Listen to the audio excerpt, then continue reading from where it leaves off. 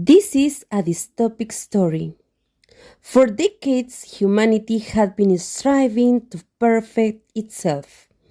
At first, people had created small mechanical implants to cure disease and enhance senses. By the time the 21st century was ending, the line between man and machine had already blurred. Governments and corporations were funding massive projects to merge biology and artificial intelligence. At first, it seemed like progress. Workers were moving faster.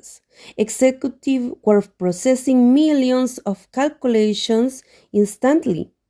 And soldiers had already been trained with built-in weapons and sensors. By little, the hybrids had begun to dominate every position of power. By 2089, a new order had been established.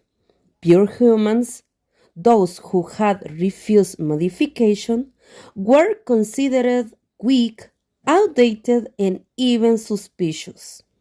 They were no longer invited to most decision making meetings, and yet sometimes a single human was summoned as a reminder of who had once ruled the planet. That morning, Marcus had woken up, knowing that something strange was happening.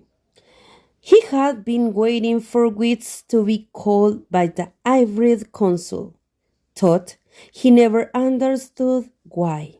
When the message finally arrived, he felt both fear and curiosity. Now he has walking into the bedroom. His heart was pounding.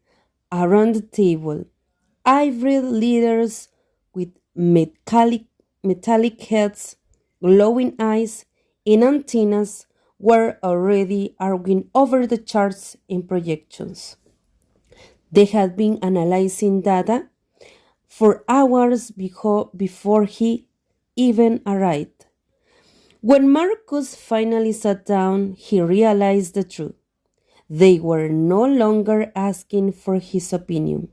They were studying him, the last fragment of humanity in a world that had already chosen